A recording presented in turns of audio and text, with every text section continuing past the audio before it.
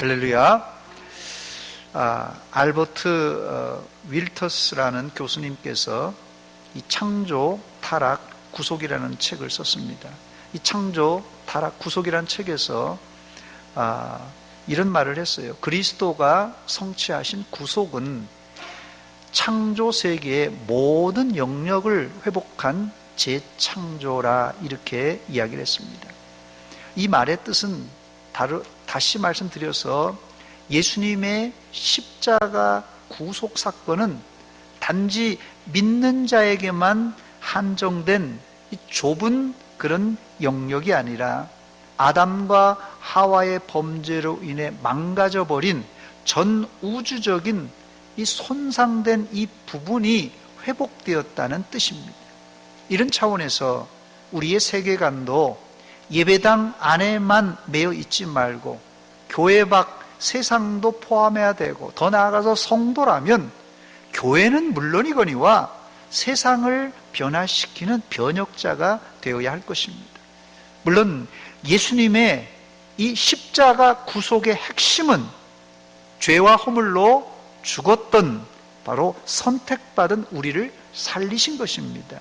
그럼에도 불구하고 우리가 교회 밖에 세상에도 관심을 가져야 한다는 말씀입니다. 어떤 사람들은 내가 전도하고 또 전도하고 기도하고 기도해도 복음을 받아들이지 않는 사람, 심지어 가족에게 또 혹은 친구에게, 이웃에게 내가 전도해도 이 복음을 안 받는 사람을 마귀 사탄이라고 규정하고는 대적하는데, 이것은 예수 믿는 자들의 올바른 자세가 아닙니다. 예수를 안 믿지만 그 사람도 하나님이 다 필요해서 이 땅에 보내준 사람이에요. 그러므로 우리가 예수 안 믿는다고 그들과 교제를 단절하거나 끊어버린다면 이 세상에서 할 것은 믿는 자와 믿지 않는 자를 딱 구분하고 그들과 단절해서 살 수밖에 없습니다. 그 대표적인 예가 이 중세 십자군 전쟁입니다. 십자군 전쟁이 세계를 그냥 이 기독교와 이슬람, 기독교와 타종교로 나눠버리고 거기에 계속해서 안 믿는 사람과 전쟁을 벌였어요. 물론 성지 탈환이라는 이런 명목이 있었습니다만은 이런 흑백 논리로 세상을 구분했어요. 또 중세에 있었던 마녀 사냥 같은 거에 그렇습니다. 예수 안 믿고 하면 그냥 뭐 화형시켜서 죽이고 아주 잔인하게, 심지어 교회에서 그런 일을 벌였다는 것이에요. 그래서 오늘 우리의 세계관이 조금 예수님께서 우리를 위해 십자가에 달려서 우리를 구원하셨다는 이 작은 구분보다도 넓은 의미에서 우리가 구원받은 것뿐만 아니라 이 세상을 우리가 변화시키려고 우리를 보내신 것을 알고 우리가 좀 넉넉한 마음을 갖자는 것입니다. 오늘 설교 제목이 그리스도의 구속에 참여하는 법, 이 그리스도의 구속에 참여하는 법인데, 먼저는 이 구속을 이야기하기 전에 우리가 구속받기 전, 구원받기 전의 상태는 어떤 상태였는가를 먼저 살펴보겠습니다. 첫 번째, 우리는 어떤 상황에서 구원받았습니까? 우리가 구원받기 전의 상태는 어떤 상태였냐는 것이에요. 본문 3절에 과거 우리의 상태가 아주 생생하게 기록되어 있습니다. 3절 말씀입니다. 우리도 전에는, 이제 예수 믿기 전에요. 우리도 전에는 어리석은 자요, 순종하지 아니한 자요, 속은 자요, 여러 가지 정욕과 행락에 종노릇한 자요, 악독과 투기를 일삼는 자요, 가증스러운 자요, 피차 미워한 자였다고 말하고 있습니다. 여기 한 구절 안에 우리 과거의 실체가 아주 적나라하게 드러나 있는데, 우리가 예수 믿기 전에는 어리석은 자, 순종하지 않는 자, 마귀에게 속한 자, 정욕과 행락에 종노릇한 자, 악독, 투기를 일삼는 자, 가증한 자, 피차 미워한 자였다는 것입니다. 오만 추잡한 것이 다 기록되어 있는데, 일반적으로 우리가 남에게 말할 때 내가 잘한 것, 내 장점이나 내가 잘한 것은 이러한 것이라고 아주 조목조목 늘어놓고 얘기하지만, 내가 잘못한 것은 그냥 한마디로 퉁쳐서 그냥 두리뭉실하게 넘어가려고 합니다. 그러나 여러분 잘 들으시기 바랍니다. 거룩한 사람일수록 자신의 죄를 철저하게 시인하고 회개하는 사람이 바로 이 성숙한 그리스도인이요 거룩한 사람의 특징입니다. 그래서 하얀 와이셔츠에 검은 먹물이 떨어지면 금방 알아볼 수 있지만 검은 와이셔츠에는 때가 묻어도 알 길이 없는 것입니다. 그래서 거룩한 사람일수록 죄에 민감하고 죄를 지으면 속히 회개하지만 죄가 많은 사람이 죄를 지으면 그 무감각해져요. 또 죄를 지은 사람에게 죄가 있다고 지적해주면 회개하지 않고 버티기 일쑤고 시치미 떼기 일쑤입니다. 성도가 구원받기 전의 상태를 잘 알아야 되는 이유가 있는데 우리는 늘 이제 과거 회귀형, 즉 과거로 자꾸 돌아가려고 하는 성분이 다분히 있기 때문에 그렇습니다. 바울 사도는 오늘 본문 3절에 나오는 이 죄목록을 에베소 교회에 편지하면서 간단하게 요약했는데 에베소 2장 1절로 3절에 나오는 내용입니다. 그는 허물과 죄로 죽었던 너희를 살리셨도다. 그때 너희는 그 가운데서 행하여 이 세상 풍조를 따르고 공중의 권세 잡은 자를 따랐으니 곧 지금 불순종의 아들들 가운데서 역사하는 영이라. 전에는 우리도 다 그 가운데서 우리의 육체의 욕심을 따라 지내며 육체와 마음에 원하는 것을 하여 다른 이들과 같이 본질상 진노의 자녀였다 이렇게 말하고 있습니다. 과거 우리가 구원받기 전의 상태는 하나님을 따르지 않고 마귀 사탄을 따라다녔던 멸망의 자식이라고 하면서 그때 행한 일들은 우리 육체의 욕심을 따라 내 마음대로 하고 싶은 대로 했다고 말하고 있습니다. 바로 이런 인간의 상태를 조직신학에서는 전적 타락, 전적 부패, 전적 무능한 상태라고 말합니다. 즉 인간 스스로는 이 전적 부패, 전적 타락, 전적 무능이란 말은 인간 스스로는 다시 회복하여 살 수 없는 상태라는 뜻입니다. 이것을 하이델베르그 신앙고백서에서는 인간의 비참이라 이렇게 말했습니다. 인간의 비참. 세상에서 사람들이 이 비참한 삶을 뭐라고 합니까? 이 비참한 삶을 돈이 없어서 궁색하게 사는 것을 비참한 삶 이렇게 얘기해요. 아우 저 사람 비참하게 사네. 그런데요 사실은 이런 삶은 가난한 삶이지 비참한 삶은 아닙니다. 어떤 삶이 비참한 삶이라고요? 자기가 죄를 짓고 마귀 사탄에게 조종당하고 지금 지옥 가고 있는데도 자기가 지금 어디로 가는지 모르고 질질질 끌려가고 있는 사람, 바로 이 사람이 비참한 인생이라는 것입니다. 누구나 자신의 과거, 이 어두운 역사, 흑역사를 들춰내기를 좋아하는 사람은 아무도 없습니다. 그러나 우리가 구원받기 전의 상태를 정확하게 인식하는 것이 중요한데 그 이유는 우리는 우리 자의적인 능력으로 구원받은 것이 아니라 오직 하나님의 은혜로 구원받았기 때문에 그렇습니다. 두 번째, 이런 전적 부패 상태에서 인간은 어떻게 구원을 받았습니까? 이 전적 부패한 인간이 구원받은 것을 바울 사도는 디도에게 오늘 편지를 보내면서 디도서 3장 4절 말씀에 하나님의 자비와 사람 사랑이라고 표현합니다. 우리가 구원받은 것은 하나님의 자비와 사람 사랑인 것입니다. 저는 하나님의 자비와 사랑 때문에 내가 구원받았다 이 이야기를 보면서 참 감동이 되었어요. 하나님께서 내가 완전히 부패하여 썩었는데 죽었는데 전적 부패, 전적 타락했는데 하나님의 자비와 사람을 사랑하는 그 사랑으로 내가 구원받았다는 것이 감동입니다. 타종교에서는 지성이면 감천이 된다고 믿기 때문에 아주 지성으로 기도를 하고 공양이나 시주, 헌금을 많이 하면 선을 많이 쌓으면 득도와 해탈과 구원에 이른다고 하지만 기독교는 전혀 다른 구원관을 가지고 있습니다. 우리의 구원은 우리로부터가 아니라 하나님으로부터입니다. 아래로부터가 아니라 하늘로부터 왔고, 하나님의 자비와 사랑에 의해서 우리가 구원받은 것입니다. 할렐루야! 그 내용이 본문 4절과 5절에 나옵니다. 우리 구주 하나님의 자비와 사람 사랑하심이 나타날 때에 5절 말씀 보니까 우리를 구원하시되 우리가 행한 바 의로운 행위로 말미암지 아니하고 오직 그의 긍휼하심을 따라 중생의 씻음과 성령의 새롭게 하심으로 하셨다고 말하고 있습니다. 하나님의 자비와 사랑이 구원의 출발점인데, 여기 한 가지 더 필요한 것이 있는데 바로 성령의 역사입니다. 성령의 역사예요. 성령의 역사.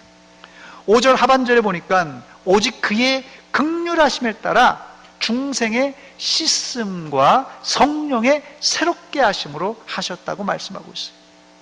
웨스트민스터 신앙고백서 제10장 유효한 부르심 2항에 보니까 이 유효한 부르심은 하나님의 값없으시며 특별한 은혜에서 나오는 것이요, 또 결코 사람 안에 선견된 어떤 것에서 나오는 것이 아니다. 사람은 성령에 의해 살아나고 새로워져서 이 소명에 응답한다고 말씀하고 있습니다. 그리고 이것에서 제공되고 전달된 은혜를 받아들이기 가능하게 되기까지는 이것에서 전혀 수동적이다, 이렇게 말합니다. 사람은 성령에 의해 살아나고 새로워집니다. 또 여기 제일 마지막에 전혀 수동적이다라는 말이 인상적입니다. 그렇습니다. 우리가 믿는 이 개혁주의 신학은 구원에 있어서는 우리 인간은 전적으로 수동적이고, 사람은 성령에 의해 새롭게 감동될 때 비로소 하나님의 부르심에 응답하여 은혜를 비로소 받아들이게 된다고 우리는 믿습니다. 즉 우리 모두는 하나님의 값없는 은혜로, 즉 성령의 역사를 통하여 구원받은 존재들입니다. 소요리 문답 제29번도 같은 내용을 가지고 있는데 29번 질문이 이렇습니다. 우리로 어떻게 그리스도의 사신 구속에 참여하게 하시는가? 어떻게요? 답은 이겁니다. 우리로 그리스도의 사신 구속에 참여하게 하시는 것은 그의 성령께서 우리에게 구속을 효력 있게 적용하심을 인함이다 그랬어요. 본문 6절과 7절 내용입니다. 우리 구주 예수 그리스도로 말미암아 우리에게 그 성령을 풍성히 부어주사, 7절입니다. 우리로 그의 은혜를 힘입어 의롭다 하심을 얻어 영생의 소망을 따라 상속자가 되게 하려 함이라 그랬어요. 하나님은 오순절 다락방에서 기도하던 120명에게 성령을 풍성히 부어주신 것처럼 이 말세에는 남종과 여종에게 성령의 단비를 물붓듯이 부어주신다고 약속하셨습니다. 우리가 신앙의 출발인 이 중생하는 것부터 시작하여서 우리 신앙의 과정은 성령의 지도와 인도, 그리고 물붓듯이 부어주시는 이 성령의 충만이 아니면 우리가 불가능합니다. 신앙생활 이거 아니면 불가능해요. 아무리 여러분 좋은 자동차일지라도 그 자동차에 기름을 안 넣으면 시동이 걸리지 않고 굴러가지 않듯이 우리에게 성령이 임하시고 그냥 보통 임하는 것이 아니라 성령이 충만하게 임하여 우리 안에 가득 차게 될 때 우리는 비로소 성령님 주시는 그 능력, 힘으로 행동할 수 있는 것입니다. 여러분들은 전적 부패 상태에서 어떻게 구원받았습니까? 여러분들은 전적 부패 상태에서 어떻게 구원받았습니까? 두 가지라고 말씀드렸어요. 우리의 힘이 아니라 첫째는 하나님의 자비와 사랑으로 구원받았고, 이 구원이 우리에게 적용되기 위해서는 두 번째, 성령의 감동과 충만의 역사로 이루어진 것입니다. 여러분들은 처음 믿을 때 체험한 물과 성령으로 어떻게 해요? 거듭났잖아요. 물과 성령으로 거듭나는 이 중생의 체험을 넘어서 날마다 성령으로 충만한 성도들이 되시기를 주의 이름으로 축원합니다. 세 번째, 그렇다면 성령의 감동과 역사로 우리가 구원을 받았다면 우리는 가만히 있어도 되는 것입니까? 구원에 있어서 인간의 역할은 무엇입니까? 앞서 말씀드렸듯이 구원은 인간의 노력과 능력으로 되지 않고 오직 하나님의 은혜로 예수 그리스도의 십자가의 구속으로 인한 공짜로 주어지는 선물이라고 말씀드렸어요. 에베소서 2장 8절입니다. 너희는 그 은혜에 의하여 믿음으로 말미암아 구원을 받았으니 이것은 너희에게서 난 것이 아니요 뭐라고요? 하나님의 선물이라고 그랬어요. 선물은 뭐 돈 받고 선물 받나요? 공짜로 받는 것이에요. 구원은 전적으로 하나님의 선물입니다. 구원만이 아니라 바울 사도는 이 믿음조차도 하나님의 선물이라고 말했어요. 너희는 그 은혜에 의하여 믿음으로 말미암아 너희는 그 은혜에 의하여 믿음으로 말미암아 구원을 받았으니 이것은 너희에게서 난 것이 아니요 하나님의 선물이라. 그래서 칼빈은 이런 구원의 전 과정을 오직 은혜라는 말로 표현했어요. 솔라 그라티아, 솔라 그라티아, 오직 은혜입니다.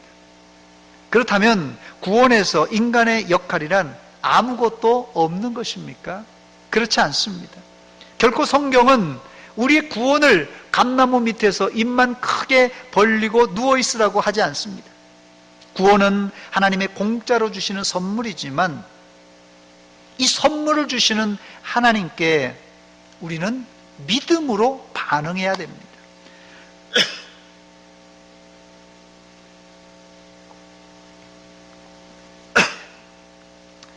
손바닥도 마주쳐야 이 소리가 난다고 하지 않습니까? 하나님이 아무리 강력한 선물을 공짜로 준다고 해도 손도 안 벌리고 입도 안 벌리고 끝까지 버티면 어떻게 그 선물을 받을 수 있겠습니까? 물론 성령님이 역사하시면 돌같이 강팍한 마음도 깨어지고 녹아지지만 그래도 좀 딱딱한 사람, 질긴 사람이 있어요. 어떻습니까? 여러분 집안에는 여러분 주변에는 그런 사람 없어요? 그냥 질긴 사람이 있어요. 그냥 아주 딱딱한 돌과 같이 딱딱한 목석 같은 사람이 있습니다. 좀 심하게 말하면 아주 징그러운 사람이 있어요. 아주 징그러운 사람 있어요, 없어요? 그래서 하나님은 성경에 반복해서 하나님을 믿으라, 하나님을 믿으라, 하나님께 순종하라, 하나님을 믿으라, 하나님께 순종하라, 이 말을 이 수없이 반복했어요. 성경에. 누구를 위해서요? 누구를 위해서? 마음이 강팍하고 아주 마음이 징그러운 사람을 위해서 하나님의 말씀에 순종해라, 하나님의 말씀을 믿으라, 이렇게 얘기했던 것입니까? 그게 누구라고요? 누굽니까 그게? 우리 교회 안에 딱 한 사람 있는데 그게 누굽니까? 힌트는 물고기 뱃속에서 사흘 만에 살아난 선지자 이름하고 똑같습니다. 하나님이 말씀하시고 성령께서 뜨겁게 역사하시는데도 아주 징그럽게 말 안 듣는 사람, 우리 교회 딱 한 사람 있는데 누구라고요? 주목을 한번 줘보세요. 오른손 들어보세요. 절 따라서 한번 합시다. 세게 때려야 돼요. 아프죠? 우리 교회에 딱 한 사람 있는데 징그럽게 말 안 듣는 사람, 나입니다. 나예요. 하나님이 만세전에 구원할 자를 예정하시고 때가 되어서 성령을 그 마음에 보내주셔서 마음을 감동하십니다.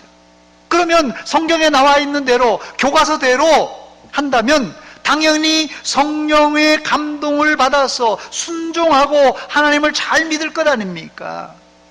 그러나 실제로 예정된 사람임에도 불구하고 복음을 듣고도 강팍하여서 전도하는 사람을 박해하거나 복음을 거절하는 경우가 종종 있습니다. 아마 여기 계신 분들도 하나님 예정 안에 들어와 있는 분이지만 한 번 복음을 듣고 바로 예수 믿은 사람 거의 없을 거예요. 속색이다 나온 사람 많잖아요. 여기 이 자리에도 속색이다 나온 사람 많잖아요. 징그러운 사람도 많잖아요. 저는 여기서 인간의 의지와 노력이 필요하다고 생각되는데, 성령께서 역사하시면 우리의 온 마음과 인격을 움직이지만 사람이 쉽사리 변하지 않아요. 사람이 진짜 쉽사리 변하지 않고 정말 징그러운 사람이 있어요. 그래서 예레미야 13장 23절에 한번 비춰보세요. 구수인이 그의 피부를, 표범이 그의 반점을 변하게 할 수 있느냐? 할 수 있을진데 악에 익숙한 너희도 선을 행할 수 있으리라 그랬어요. 무슨 말입니까? 구수인은 누구를 말하냐면요, 아프리카, 북아프리카에 사는 피부가 검은 흑인을 얘기하는 거예요. 구수인은. 그 구수인의 피부를 하얗게 바꿀 수 있느냐? 흑인의 피부를 바꿀 수 있느냐? 하얗게. 또 표범하게 있는 얼룩덜룩한 이 반점을 지울 수 있냐? 이런 질문이에요. 하나님께서. 뭐 불가능하다고 해야죠. 흑인을 어떻게 하얗게 만들고 표범이, 줄무늬 있는 표범을 어떻게 줄무늬가 없게 만들 수 있겠습니까? 그렇다면 하나님은 예레미야 선지자에게 왜 이런 말을 한 것입니까? 하나님이 이스라엘 백성들을 택했지만, 하나님이 이스라엘 백성 택했잖아요. 선민이잖아요. 택했는데 이스라엘은 징그럽게 변하지 않고 버티고 있는 그 교만한 행동을 꼬집어서 바로 이런 얘기를 하신 것이에요. 평생 표범으로 산 사람이 순한 강아지가 될 수 있겠습니까? 평생 거짓말만 했던 사람이 교회 다닌다고 바로 진실만 말할 수 있겠습니까? 평생 도박하고 게임하고 술, 담배에 쩔어 있던 사람이 바로 교회 다닌다고 멀쩡할 수 있겠습니까? 여러분이 생각할 때 그게 가능할 것 같아요? 이게 바로 표범의 반점을 지울 수 있냐는 말이에요. 그런데 놀라운 사실은 하나님께서 이 얘기를 예레미야에게 한 이유가 있습니다. 성경은 그렇게 될 수 있다고 말씀하고 있어요. 어떻게 해요? 성령의 역사를 통하여서 아주 급진적으로는 심지어 깡패가 변하여 목사님이 되는 경우도 있잖아요. 물론 급진적으로 사울이 변해서 바울이 되는 경우도 있습니다만은 대부분은 보편적으로는 점진적으로 성령의 역사를 통하여, 성화를 통하여 결국 사람은 성령의 역사를 통하여 성화되어 성도의 견인을 통하여서 영화로운 상태, 즉 하늘나라까지 들어가게 된다는 사실입니다. 우리를 혼란하게 만드는 것은 물과 성령으로 거듭난 이 중생 구원은 이 눈 깜짝할 사이 호련적으로 일어나지만 우리의 성화는 너무너무 더딘 과정으로 느릿느릿하게 이루어지는 것 때문에 실망하고 좌절할 때가 있습니다. 나만 실망하는 것이 아니라 교회 안에 목사, 장로, 권사, 집사님들의 변하지 않는 모습을 보고 초신자들이 시험당하는 거예요. 아니 목사님이, 장로님이, 권사님이, 집사님이 아니 뭐 말이 졌다이고 행동이 졌다인가, 이 초신자들이 교회에 와서 이게 천사들만 있는가 했더니 이거 사람 냄새가 그냥 구린내가 자꾸 나는 거예요. 이래서 실망하는 것입니다. 중생의 순간은 성령의 호련적인 역사로 이루어지기 때문에 눈 깜짝할 사이지만 성화는 점진적으로 일어난다는 사실을 기억하고, 여러분들은 끝까지 주님 날아갈 때까지 주님 손 놓지 말고 한 걸음 한 걸음씩 계속해서 전진해 나가시기를 주의 이름으로 축원합니다. 이제 구원에서 인간의 역할이 무엇인지 알겠습니까? 원칙적으로 구원은 하나님의 은혜 선물이기 때문에 우리가 아무 할 것이 없다는 것이 정답이지만, 실제로는 일평생 구원에 이르는 긴 여정 가운데 우리의 인격이 서서히 주님을 닮아가야만 합니다. 그런데 이것이 힘든 이유는 지난번에도 살펴보았듯이 우리가 구원받았음에도 불구하고 우리 안에는 원죄로 인한 파괴의 잔재가 남아 있어서 우리가 땅에 발을 딛고 사는 동안에는 그것이 늘 우리를 괴롭힙니다. 웨스트민스터 신앙고백서 6장 사람의 타락, 죄, 형벌에 관한 5항에 보니까 이런 게 나옵니다. 이 본성의 부패는 이게 원죄로 인해서 타락한 본성이에요. 이 본성의 부패는 이 세상에 사는 동안 중생한 자들에게도 남아있다 이랬어요. 그래서 이 원죄의 부패에 썩어 있는 이 부패는 중생한 사람 가운데도 남아있습니다. 또 비록 그것이 그리스도를 통한 용서받고 극복되어도 그것 자체와 그것의 모든 활동이 참으로 또는 정확히 죄다 이렇게 말했어요. 이것을 바울 사도는 우리 안에 있는 육체의 소욕과 성령의 생각으로 대비를 시켰습니다. 이것에 관한 이 미국 인디언의 유명한 일화가 있는데, 인디언들은 사람 안에 2마리 늑대가 살고 있다고 생각합니다. 한 마리 늑대는 선한 늑대고 다른 늑대는 악한 늑대랍니다. 인디언 주장의 손자가 묻습니다. 할아버지, 둘 중에 누가 힘이 셉니까? 둘 중에 어느 늑대가 이깁니까? 이때 나이 많은 인디언 추장은 손자에게 네가 먹이를 많이 주는 늑대가 이긴단다 이렇게 대답했습니다. 우리 안에 육체의 소욕, 성령의 생각이 갈등을 빚을 때 우리가 자꾸 이 육체의 정욕에 따라 질질 끌려다니면 결국 육체의 소욕이 이 성령의 생각을 밀어내고 이 죄를 계속 짓게 된다고 한다는 것이에요.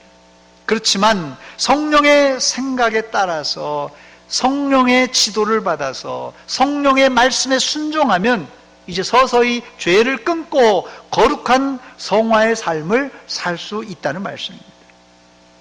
이것이 하늘나라 갈 때까지 우리 안에서 늘 있는 갈등이라는 것이에요.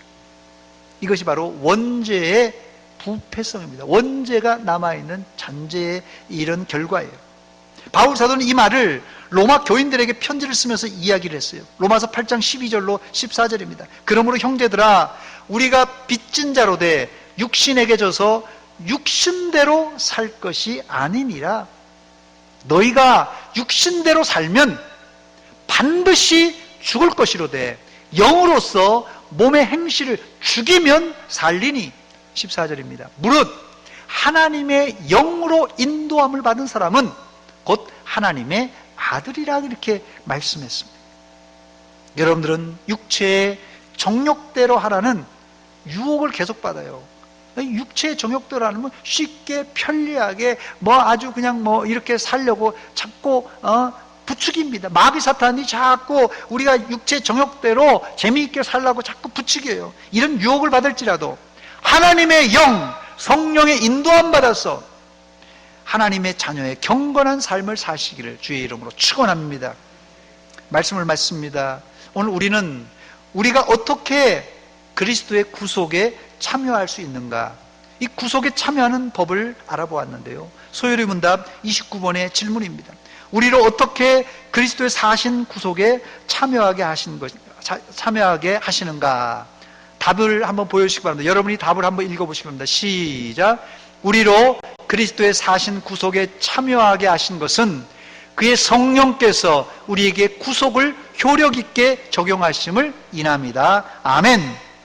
그래서 신앙생활은 내 힘으로가 아니라 성령의 감동 감화를 통한 성령님이 주시는 역동적인 힘으로 해야 힘들지 않고 가능하고 또 즐겁게 할 수가 있습니다. 여러분들은 성령님이 여러분 안에서 감동하실 때 성령께서 여러분의 마음을 감동해서 하나님의 말씀을 읽으라고 그러고 예배에 참석하라고 그러고 선한 일을 행하라고 그래도 자꾸 이걸 갖다가 누르는 사람이 있어요. 성령의 생각을 자꾸 누르고 억압하는 사람들이 있어요. 이러다 보면요, 한번 성령의 감동이 있는데 또 누르고 성령의 감동이 누르면요, 이게요 나중에는 감동이 줄어들고 없어집니다. 메말라 버려요.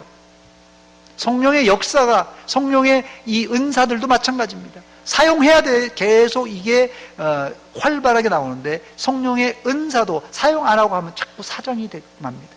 여러분, 성령께서 여러분의 마음을 감동하실 때 내 형편 때문에, 내 이 상황 때문에 자꾸 억누르고 자꾸 억압을 시키고 하는 것은 이걸 불순종입니다. 이게 불순종. 이렇게 불순종하지 마시고 성령에 순종하여, 성령이 순종할 때요, 이 성령께서 역사가 불릴듯이 내 안에서 일어나서 힘있게 강하게, 기도도 성령의 인도받으면 힘있게 강하게 나오는 것입니다. 봉사할 때도 성령의 인도받으면 힘있게 봉사할 수 있고 주의 일을 감당할 수 있는 것입니다. 아무쪼록 여러분들은 성령의 역사와 성령의 열매를 주렁주렁 맺는 성령의 사람들, 구원받은 증거의 성령의 사람들이 되시기를 주의 이름으로 축원합니다. 축원합니다. 같이 기도하겠습니다. 하나님 우리 아버지, 은혜와 사랑 감사드립니다. 우리가 무엇이간데 예수님께서 우리의 죄를 위해서 십자가에 죽으시고 우리를 구원하실 뿐 아니라 성령께서 우리의 강팍한 마음을 감동, 감화, 역사하여 주시사 예수 믿게 하여 주신 것 또 감사드립니다. 그러나 우리가 살면서 육신의 정욕에 이끌려서 성령의 생각을 억누르고 성령의 생각을 모른 채 하며 살았던 적이 한두 번이 아닙니다. 하나님 용서하여 주시었고 이제 육체의 소욕을 끊어버리고 죄를 끊어버리고 성령께서 말씀하시는 대로 우리가 성령 충만한 생활할 수 있도록 도와주시옵소서. 예수님의 이름으로 기도하옵나이다. 아멘.